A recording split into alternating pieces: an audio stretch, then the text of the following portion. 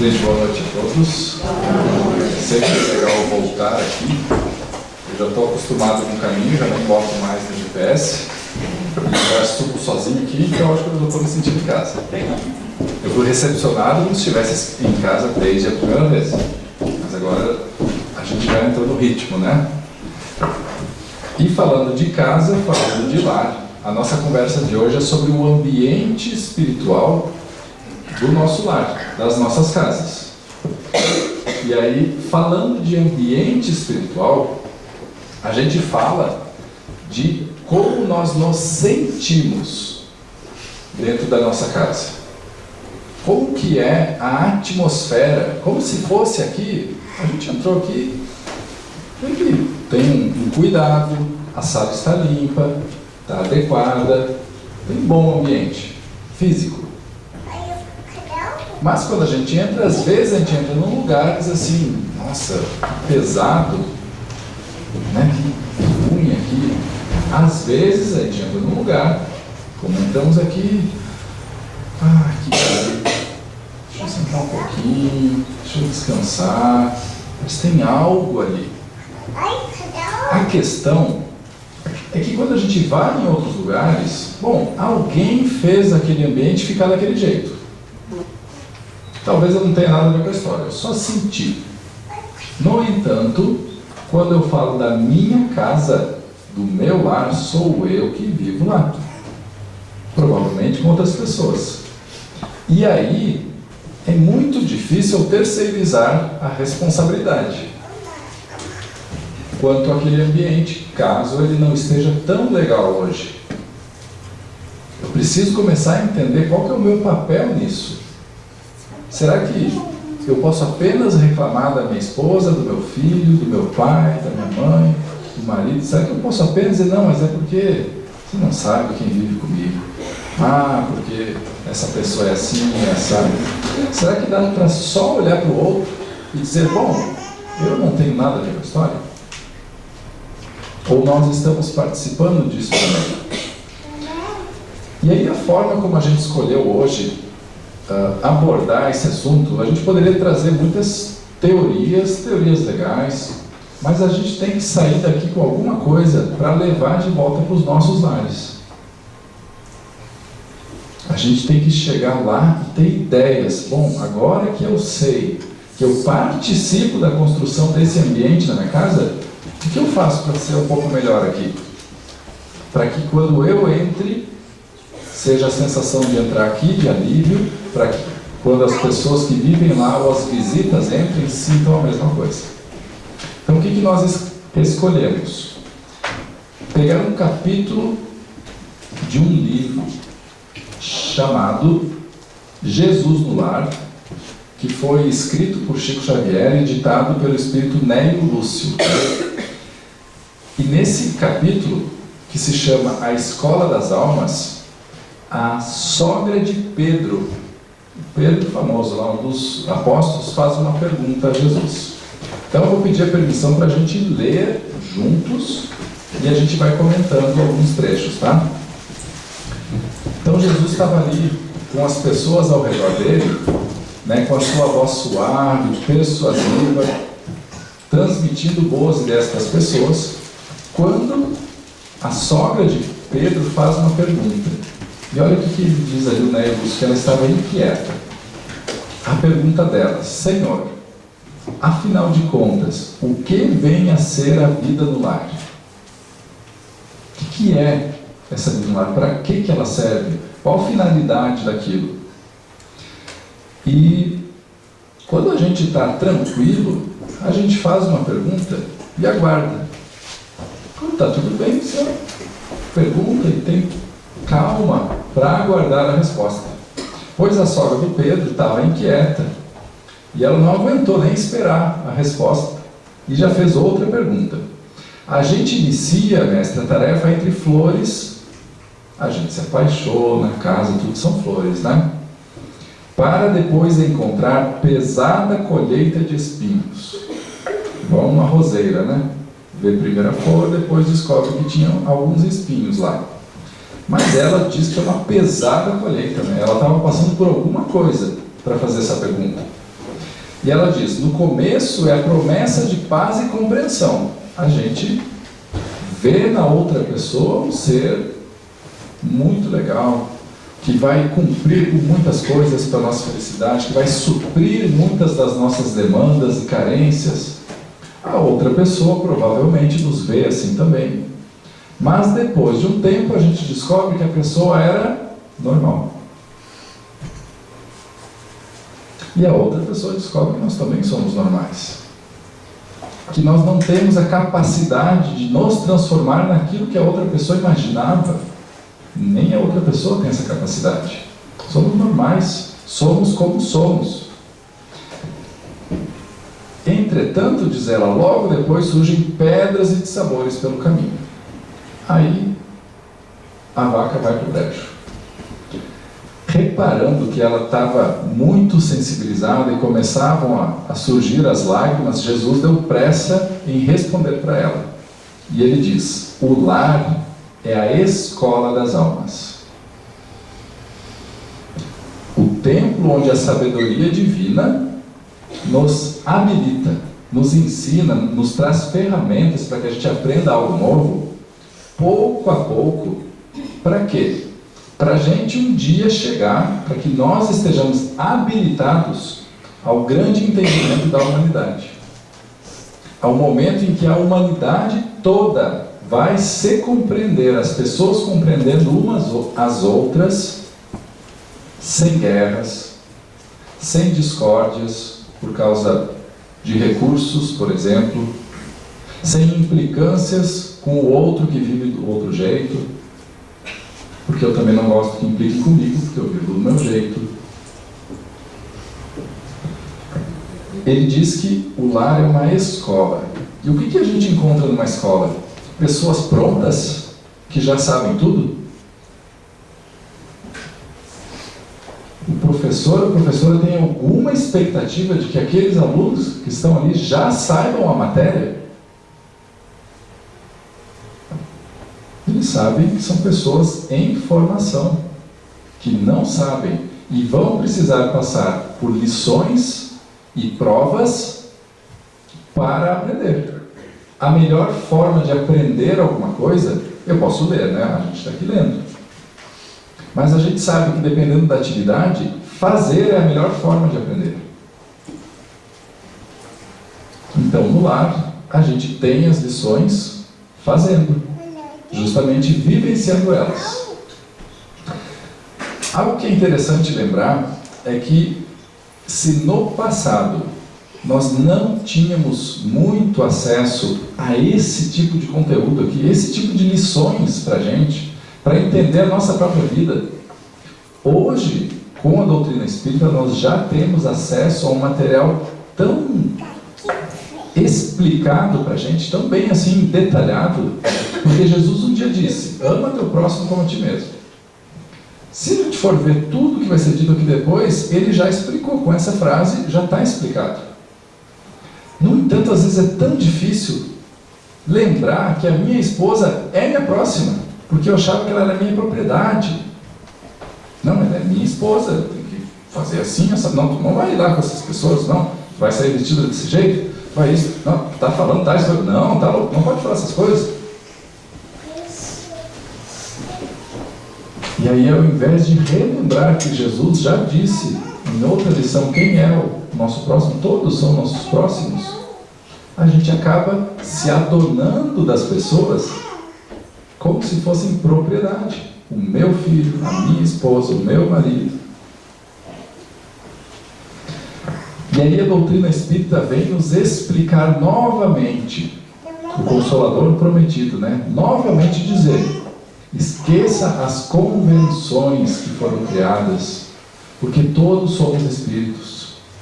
Aquele pequenininho que nasceu há pouco no seu lar é um espírito que já vivia antes, tem sua própria realidade, e você é convidado a conviver e ajudá-lo agora, mas ele já traz sua própria realidade. Esse ser com quem você casou também traz sua realidade desta vida e de outras encarnações. Nós somos esse bolo cuja receita a gente só consegue ver um pedacinho. que é essa vida, mas tem as outras ainda, que temperam, que trazem outros sabores que a gente não entende, não compreende ainda.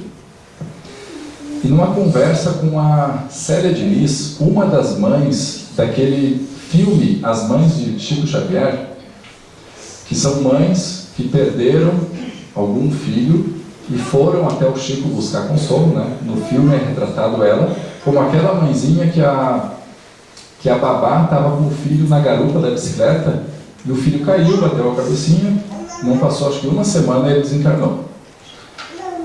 E conversando com o Chico disse para Célia: Célia, agradeça a Deus que o Evangelho chegou na sua vida antes da prova. Ela já compreendia que aquele filho estava vivo, que ele continuaria, que seria possível, inclusive, ela conversar com ele, se fosse permitido, mas que ela não precisava do desespero de nunca mais ter o filho amado. Enquanto que outras mães e pais passam pela mesma prova sem saber disso. Então a doutrina espírita já vem facilitar para a gente. É uma época em que a gente tem o privilégio de ter essa doutrina. E aí, sorrindo, Jesus pergunta para ela, já que ela diz, olha, depois do tempo fica ruim a relação, o lar. Ele pergunta, o que fazes inicialmente as lentilhas antes de servi-las? Você apenas pega a lentilha naquela época, ou compra hoje e bota no prato? Ela diz, não, naturalmente, cabe-me levá-las ao fogo para que se façam suficientemente cozidas. Elas têm que perder a dureza delas, o fogo tira essa dureza. Só que elas não estão muito saborosas ainda, né? Depois eu devo temperá-las para se tornarem agradáveis ao sabor. Então ela tinha muito claro que existia um processo para que aquele grão se tornasse bom para as pessoas. E aí diz Jesus, pretenderias também servir pão cru à mesa? Naquela época se fazia tudo, né? Não se comprava quase nada pronto. De modo algum, disse ela, antes de entregá-lo ao consumo dos meus em casa, compete-me guardá-lo ao calor do forno. Sem essa medida, né, não vai dar. E aí Jesus faz uma consideração, explica para ela, porque ela já tinha entendido, ela mesma deu essa explicação, e ele faz essa analogia. Há também um banquete festivo na vida celestial. Tem até a parábola do banquete, né? Das festas, das bodas, onde os nossos sentimentos devem servir à glória do Pai. Olha que interessante, ele está dizendo que os nossos sentimentos são servidos a Deus. É só uma analogia que ele faz. Mas será que então os meus sentimentos, assim como a lentilha, estão prontos? Será que qualquer sentimento serve para Deus? E para as pessoas ao meu redor? Porque isso que a gente sente entrando nessa sala aqui, não é por um decreto que acontece. É porque um conjunto de sentimentos de um certo tipo foi criado, trabalhado, retrabalhado, mantido aqui dentro por um certo tempo. E aí isso ficou impregnado, a gente sente. O lar, diz Jesus, na maioria das vezes é o cadinho. O cadinho é aquele potinho de ferro onde você derrete os metais. É o cadinho santo ou forno preparador. Então olha só, o bonito que vai para o fogo, aquele fogo lá representa o nosso lar. O que nos parece aflição ou sofrimento dentro dele é recurso espiritual. Se a lentilha falasse, ela não ia dizer, que quentinho. Ela ia dizer, está demais, isso aqui eu não estou aguentando. Mas ela vai perdendo a dureza dela.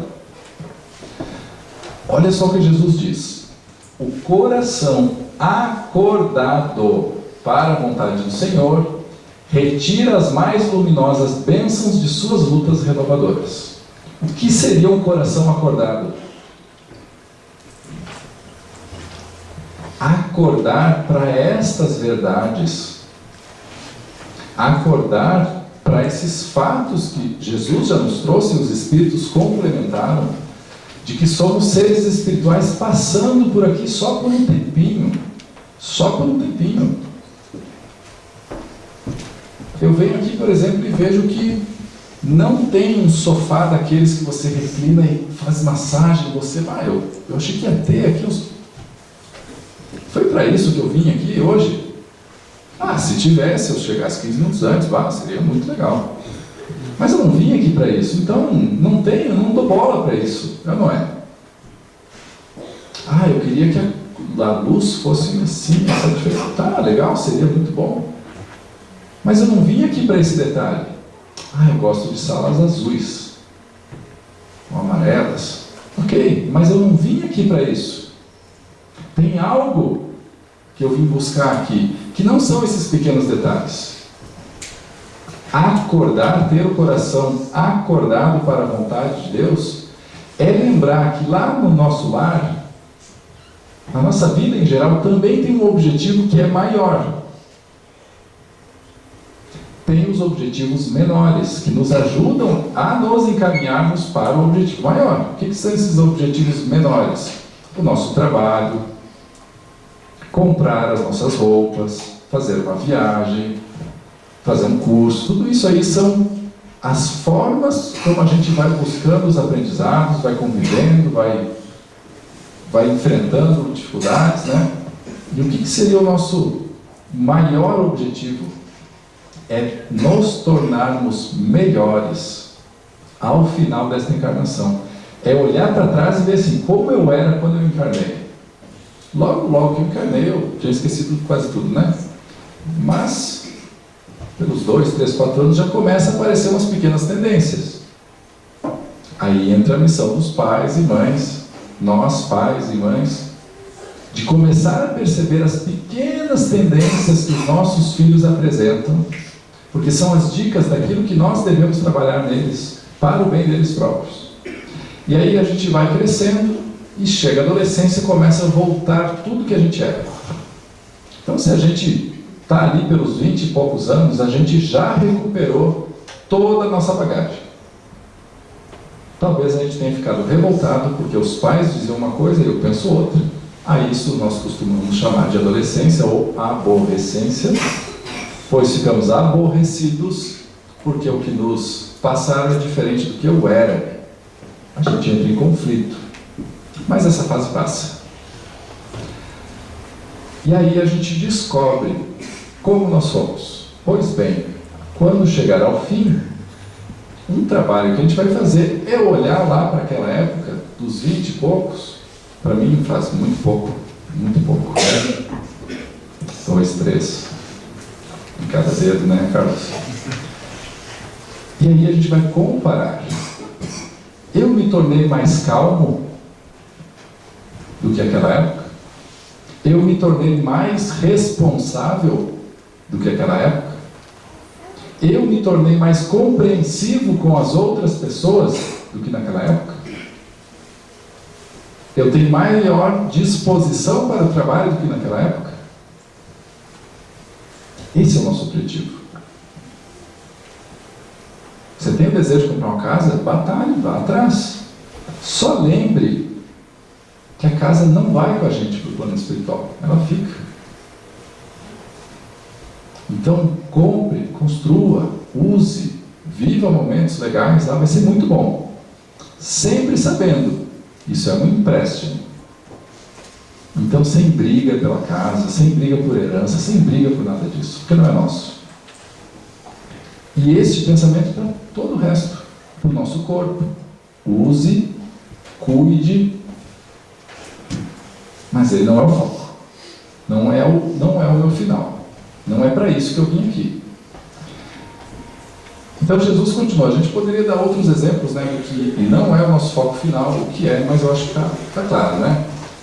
E ele diz: quem já acordou seu coração para essa vontade divina, para o que é o nosso foco principal aqui, retira ou aprende luminosas bênçãos dessas lutas que a gente enfrenta dentro de casa, com as pessoas que vivem com a gente.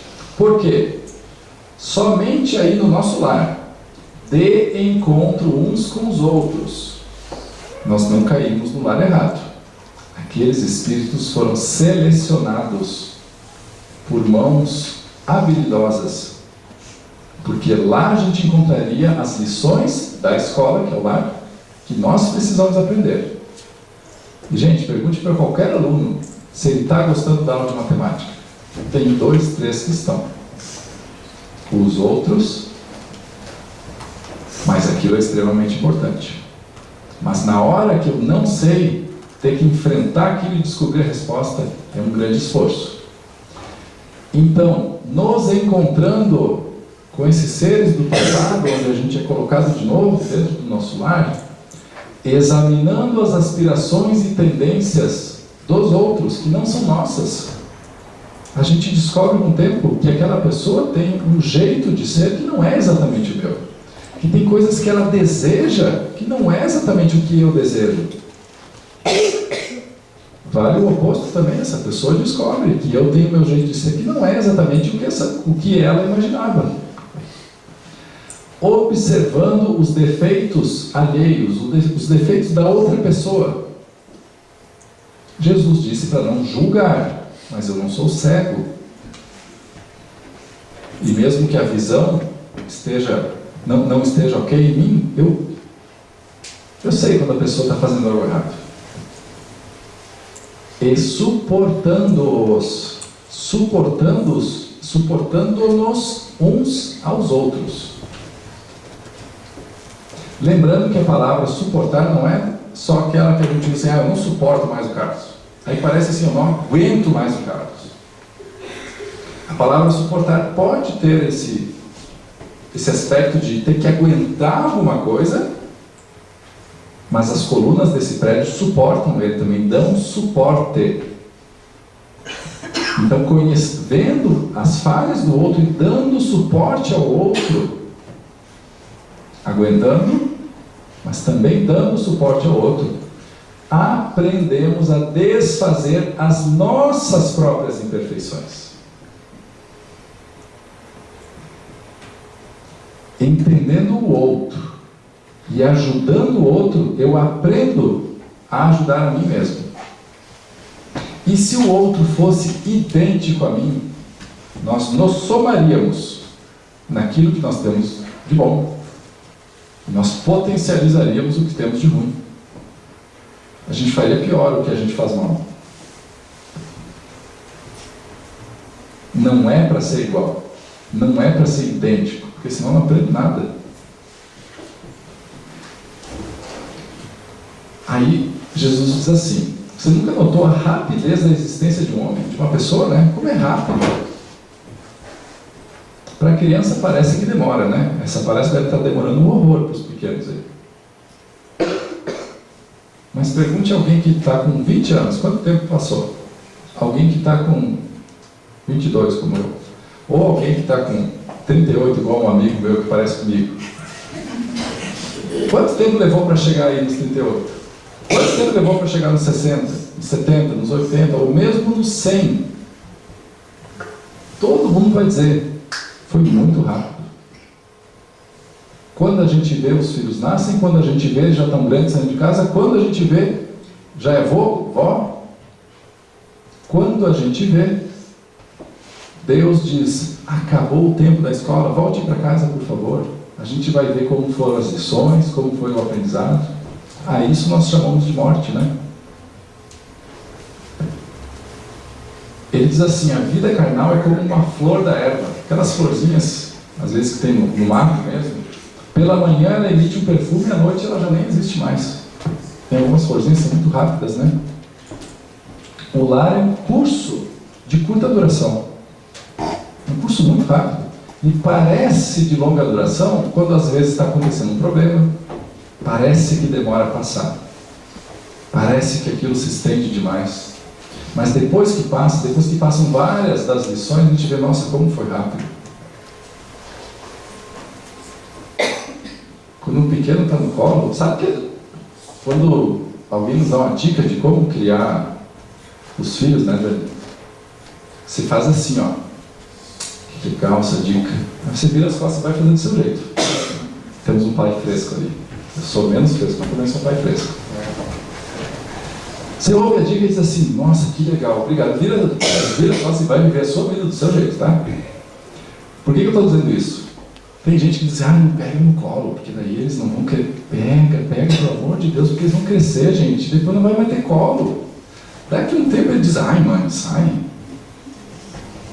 Passa tão rápido, gente, tão rápido. E os problemas também passam rápido. É que a gente acaba prestando atenção mais a eles. Mas tudo passa tão rápido.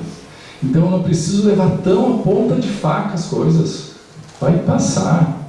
A gente vai passar por cima dos problemas. Então o lar é um curso rápido para a fraternidade. Um curso rápido para aprender a fraternidade, a sermos fraternos, bondosos, compreensivos uns com os outros, tentar ajudar. Para essa fraternidade que a gente vai desfrutar na vida eterna. E essa vida eterna não é apenas a vida lá no plano espiritual. Nós já somos espíritos eternos. Este corpo aqui tem validade. Este aqui vai acabar. Mas eu, Lucas, espírito, não vou acabar nunca. Eu já sou eterno. E eu posso hoje já começar a construir o que é essa vida eterna. Os sofrimentos e conflitos dentro de casa, que são naturais, são as lições da escola. Nelas a gente vai aprendendo o que é conviver com pessoas normais, iguais a mim. Porque as pessoas também têm conflitos comigo. Em geral, só a gente que tem conflito com os outros, né? Porque os outros estão errados. Os outros também estão vendo nossos erros, mesmo que a gente ainda seja cego para eles. Eles estão percebendo.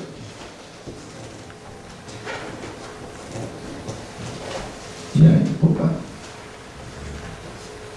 Assim.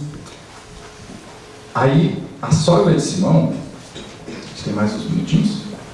A sogra de Simão pergunta, mas, mestre, tem pessoas que lutam, sofrem, passam por essa escola e não aprendem.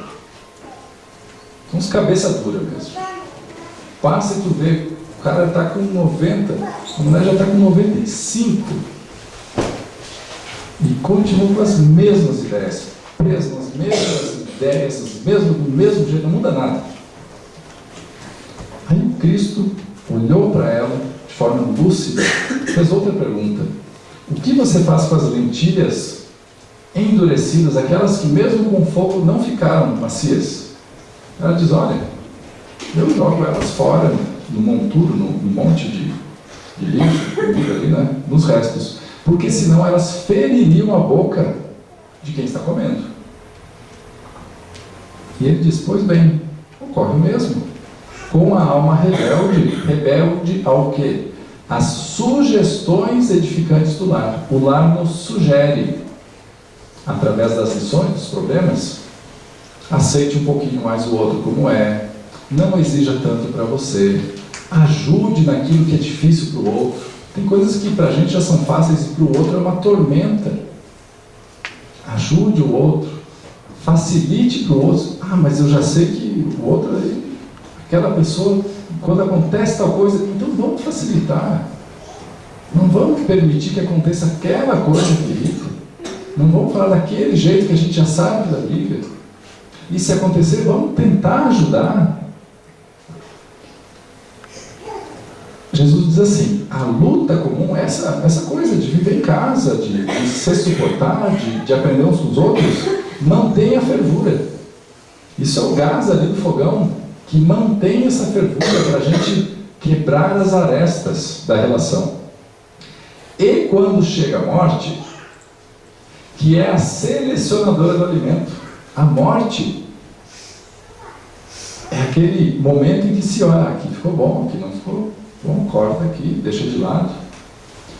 Os corações que não cederam a esse calor santificante das lutas do lar serão lançados fora. não de forma permanente, não naquela visão antiga do inferno, da eternidade sofrendo, não.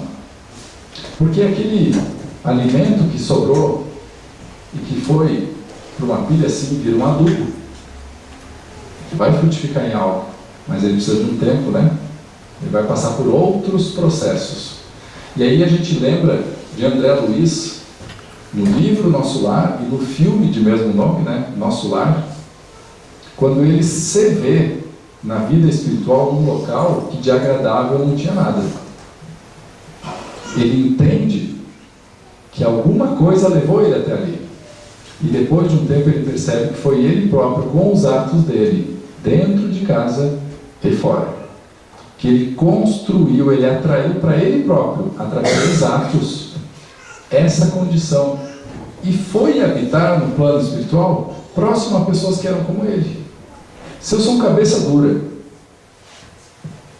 para onde eu vou no plano espiritual? Para onde vivem cabeças duras. E como é quando a gente está numa sala cheia de cabeça dura? É um saco.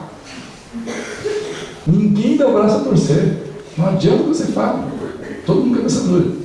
Se eu só vejo a mim mesmo, se eu só penso no meu prazer, se eu não estou nem aí com os outros, onde eu vou habitar no plano espiritual? Um lugar com pessoas assim, por atração. E como é estar num local em que todo mundo só pensa em si próprio? Agora, se eu entendo no outro alguém como eu, precisando de respeito, de compreensão, ofereço o meu melhor, alivio para o outro, sistematicamente, ou seja, eu tento sempre ser assim, o máximo que eu conseguir. Não vou ser santo de hoje para amanhã, mas vou fazer o que eu consigo. Onde eu vou habitar no plano espiritual, quando deixar esse corpo aqui? Num local em que todos ao meu redor vão olhar para mim e dizer: você não é um santo ainda, mas tudo bem, fica aqui com a gente, vamos ver o que dá para fazer, vamos indo junto. Todos vão me tratar assim, porque eu tratei assim quem vivia comigo aqui. E aí a gente finaliza com uma mensagem de André Luiz no livro Sinal Verde. Ele fala do ambiente caseiro e nos dá umas dicas. Já que a gente viu que o ambiente caseiro é onde a gente vai aprender, como é que a gente faz para aquilo lá ficar melhor? Então o André Luiz diz assim: a casa não é apenas um refúgio de madeira ou alvenaria. O lar é onde a união e o companheirismo se desenvolvem. Então ele já está dizendo, é para isso que a gente está lá. Para se unir, não para se afastar das pessoas, e para sermos companheiros. Companheiros nos apoiam, estão presentes, nos respeitam, né? Aí ele diz assim: a paisagem do nosso planeta se transformaria se nós tratássemos dentro de casa as pessoas, pelo menos com a cortesia que a gente tem com os nossos amigos. Alguém já viu essa cena? De uma pessoa que dentro de casa é de um jeito, e quando chega o seu Carlos, meu Deus, meu amigo, o filho ficou olhando assim: meu Deus, acabou de me xingar? Olha, quem é você? E o que fez com a pessoa que estava aqui antes, né? A questão é que é fácil pensar num exemplo. Será que nós não fazemos isso também? Em algum aspecto? Será que eu próprio não faço isso em algum aspecto? Será que eu não tenho a coragem de dizer para os meus amigos fora de casa tudo, 100% do que eu digo para as pessoas com quem tenho intimidade? Respeite a higiene. Então, olha, casa limpa, vamos lá, vamos arrumar as coisas, mas não crie com isso uma obsessão pela limpeza. Porque senão também, um dia os pequenos saem de casa. Já pensou se a gente passou mais tempo limpando a casa do que junto com os nossos pequenos? Enfeite o seu lar. Então vamos comprar as coisinhas legais, vamos, mas enfeite mais ainda com a gentileza e o bom humor. Porque isso torna um lar bonito. colabore no trabalho caseiro. Não, mas é que eu trabalho o dia todo, ela fica em casa. Que favor, filho. Vai lá ficar o dia inteiro. Ainda mais com o filho. Isso é um desafio ao qual eu próprio não resisto. Muito tempo. Que a gente dá trabalho cuidar de uma casa. É só ver quando eu morei sozinho na época. O caos que se tornou. Então vamos colaborar, nós, homens, se esse é o nosso papel, vamos colaborar tanto quanto possível. A gente sabe que a jornada fora também é pesada muitas vezes. Às vezes chega em casa e, se é a mulher que trabalha, o homem que está, seja como for, dentro do possível, vamos fazer o nosso melhor. Sem organização de horário e previsão de tarefas, olha, eu cuido disso, você cuida daquilo, é impossível conservar a ordem e a tranquilidade dentro de casa. Deixar tudo para só uma pessoa é agir como um tirano. Não, você faz tudo, eu fico numa boa. Recorde que você precisa tanto de seus parentes, quanto seus parentes precisam de você. Eles não precisam mais da gente do que nós precisamos deles, não. É mútuo. Nós precisamos uns dos outros. Por vezes o orgulho não nos permite enxergar isso com clareza. Mas a vida é desse jeito. Família é para estar unida, é para estar convivendo uns com os outros. Ninguém é melhor do que ninguém.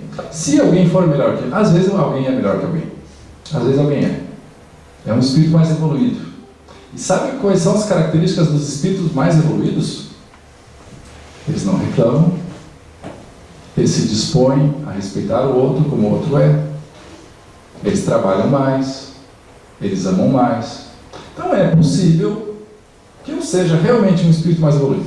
Eu sou o mais evoluído da minha família. Pois bem, então agora é hora de eu amar mais que todo mundo, respeitar mais que todo mundo, fazer mais pelos outros que todo mundo. Ou eu digo assim, não, acho que eu sou igual, vamos junto nessa história. E o André Luiz termina dizendo: os pequenos sacrifícios em família formam a base da felicidade. Um cede um pouquinho ali, outro cede um pouquinho lá, igual as abóboras na carruagem, né? A carruagem vai andando, as abóboras vão se encaixando pouco a pouco, com o trepidar. A gente também vai trepidando no lar, mas a gente vai se ajustando uns aos outros. Bom, aqui eu posso, aqui eu não posso. Isso eu gosto, mas desagrada, então como é que eu faço aqui? Deixa eu conversar, E a gente se ajusta. Quando é só do meu jeito, não tem sacrifício nenhum. Não tem abnegação, não tem amor nenhum. Então o André Luiz nos dá essa dica no livro Sinal Verde. Para quem se interessar, é um livrinho pequenininho, com dicas muito, muito legais. E este outro que a gente viu aqui é o livro Jesus no Lar, também com lições muito, muito legais. Então, gente, que a gente possa transformar não aos outros na nossa casa. Não vamos mais tentar transformar ninguém. Não vamos estar numa palestra assim pensando, mas o cara ali falou um troço que era bem para minha esposa. Ela tinha que estar aqui. Não, ela não tinha. Porque se ela tivesse que estar aqui, o anjo da guarda dela teria percebido e conduzido todas as circunstâncias. Uma amiga dela dizer, eu preciso ir lá no libertação. Você vai? Tá, eu vou. E ela ia ouvir. Se fui eu, é porque eu tenho o papel de exemplificar o que o cara falou. Todos nós estamos aqui porque estamos prontos para entender. Então não é a família errada. Eu vou agora tentar fazer algo. Só que quando fala em sacrifício, não costuma ser um mar de rosas. Vai doer. Só que a satisfação depois vai ser muito grande. Tem seres que nos aguardam no plano espiritual, que viram a gente sair de lá e vir para cá. Se é assim, Lucas, tu vai para lá, tem uma fasezinha legal, mas olha só, um dia tu vai reencontrar aquela pessoa, vai casar. E vocês vão juntos se ajustar nas suas diferenças. Tem momentos, Lucas, ali no trabalho, em outras coisas, que vai ser duro. Mas a gente vai estar aqui torcendo por ti. Tem seres que nos amam, que estão nos assistindo nesse momento, com alta expectativa. Dizendo, tomara que dessa vez o Lucas aguente. Olha, está se aproximando a época em que ele vai enfrentar aquele fato que em outras existências ele não suportou. Ele deu no pé, ele fez errado. Mas para nós, em especial, que além do Cristo, temos mais a doutrina espírita que dá essa explicada para a gente. Estamos dizendo assim, não, mas dessa vez o Lucas tem a doutrina espírita. Ele está se vacinando para aguentar. Para quando ele voltar, a gente receber ele com muitos abraços para dizer, parabéns, dessa vez foi diferente. Valeu a pena. Então que a gente possa, sem querer ditar nada para ninguém, porque lá em casa é igualzinho a casa de todo mundo, igualzinho. E geralmente o mais cabeça dura sou eu. Então quando eu olhei aquela lição, eu disse, o que esse cara quer? O Carlos me inventa cada uma. Tu lê uma frase pro não, isso aqui eu fiz semana passada. Aí diz assim, suporte, seja amável. Não, isso eu não fiz. Aí você lê outra, isso aqui eu pisei na bola. Aí você entende que a gente vem na palestra certa. Não porque tem um Salvador ali na frente falando pra gente aprender, não. Porque o cara da frente também erra a mesma coisa. Tem um outro cara lá que deu a lição para ele intuído, e aí todo mundo aprende junto. Então a expectativa é que todos nós, voltando para casa, a gente olhe para o outro e diga assim, não é mais apenas o meu filho, meu marido, minha esposa. É um irmão espiritual que está enfrentando suas próprias coisas, assim como eu, e a gente está lá do lado. Vamos indo junto. Talvez essa pessoa nem tenha consciência, não esteja com o seu coração acordado ainda, mas eu já estou. Porque um dia pode ser que essa pessoa esteja mais acordada do que eu em outro aspecto. E aí vai ser a hora da retribuição. Mas eu preciso começar a construir agora.